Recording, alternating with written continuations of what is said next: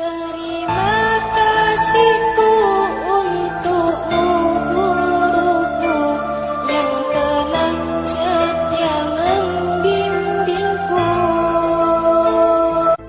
Adakah contoh-contoh dari Nabi Muhammad SAW di dalam mendidik keluarga dan anak-anak? هل هناك مثال عن النبي محمد كيف كان يربي؟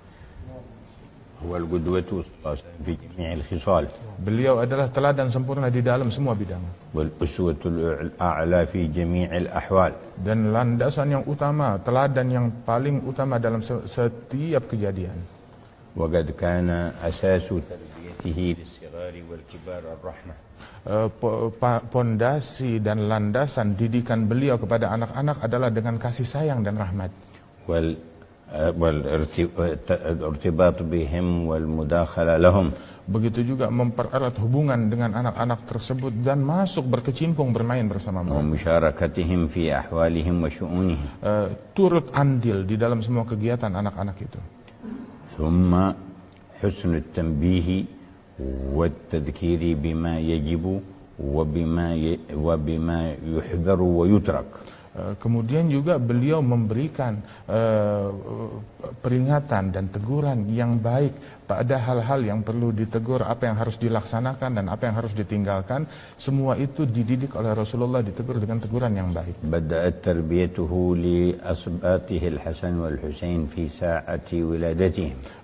Dimulai pendidikan dari Nabi Muhammad kepada cucu beliau Al-Hasan dan Al-Husain sejak mereka lahir. بالأذان في أذنهم في الأذن اليمنى والإقامة الصلاة في الأذن اليسرى. Dengan begitu mereka lahir diazankan di telinga kanan dan diiqamahkan di telinga kiri. وبالتحنيك المخلوط بريقه وبذكر الله. Kemudian juga ditahnik yang bercampur daripada tahnik tersebut dengan liurnya Rasulullah dan dicampur dengan zikir. وبالعقيقة عنهم. Dan juga memberikan akikah atas mereka.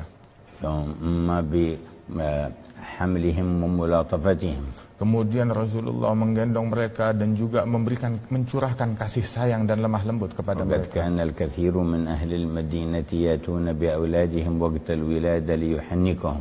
Banyak dari para penduduk kota Madinah membawa anak-anak mereka, bayi-bayi yang baru lahir, untuk ditahnik oleh Rasulullah SAW. وكانوا لا يتركون أن يزوروا بهم رسول الله صلى الله عليه وسلم في أيام طفولته. Bahkan mereka pun juga tidak lupa untuk membawa anak-anak mereka berkunjung kepada Rasulullah SAW di masa kanak-kanaknya. وذلك لأن الطفل قبل التمييز وبعد التمييز متأثر بمن يجالس. Sebab balita, anak-anak kecil sebelum usia tamyiz ataupun setelahnya, mereka itu akan terpengaruh dengan teman duduk dan lingkungan mereka. وقد كان يضعهم على حجره الكريم. Dahulu Rasulullah memangku keduanya itu di pangkuannya.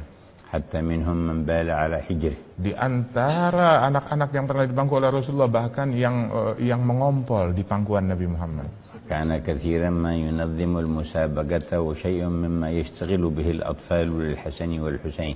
Bahkan juga Rasulullah turut mengelola perlombaan yang dilaksanakan oleh anak-anak tersebut, bahkan antara Al-Hasan dan Al-Husain. وقد يتولى إطعامهم وتلقيمهم بيده. Bahkan Rasulullah tidak segan untuk menyuapi mereka dengan tangannya sendiri. ولما تناول الحسن يوما تمرة من تمر الصدقة انتزعها من وسط فمه وقال كخ كخ أما تدري أن لا نأكل الصدقة. Pernah satu kali salah seorang cucunya Rasulullah SAW memakan daripada kurma sedekah, maka Nabi Muhammad mengeluarkan kurma itu dari mulut mereka dengan tangannya dan menyuruhnya untuk memuntahkan, keluarkan. Tahukah engkau sesungguhnya kami para ahlul bait, kami tidak makan daripada uang sedekah. ومع عظيم ملاطفته ورحمته لم يأذن له بتجاوز الحد في تمرة صغيرة. Artinya bersama kelembutan dan kasih sayang Rasulullah SAW, beliau tetap tegas dan tidak mengizinkan anak-anak yang beliau kasihi itu melewati batas mengambil sesuatu yang bukan haknya, walaupun itu hanya sebutir kurma. ولم يقل هذا صغير لا يعرف بعد. Tidak berucap, oh ini masih kecil, masih belum faham, jadi biarkan saja. Tidak. ونتركه والتمرة. kita biarkan dia makan sebutir kurma saja, ونأتي بتمر غير هذا الصدقة. nanti kita bawakan kurma yang lain sebagai gantinya. لكنه رباهم على الورع وعلى الطهر.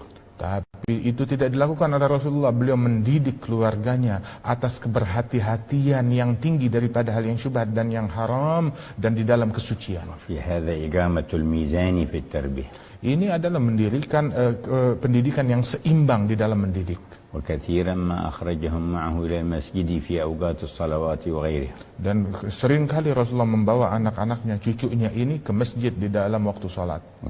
وفي ذلك تأثيرات على الصبي عند حضوره مواطن الخير ونزول الرحمة. Ini punya pengaruh besar bagi anak-anak tersebut ketika mereka hadir di tempat-tempat turunnya rahmat dan tempat-tempat yang mulia. فيا أيها المتساهل في تربية أولاد تذكر رسول الله. Wahai orang yang teledor di dalam mendidik keluarganya, ingatlah Rasulullah bagaimana mendidik. وقم بواجبك قبل أن تقطع عن هذا النبي وتحجب عن مرافقته. Jalankan tugasmu dan kewajibanmu sebelum engkau terputus untuk dapat mendampingi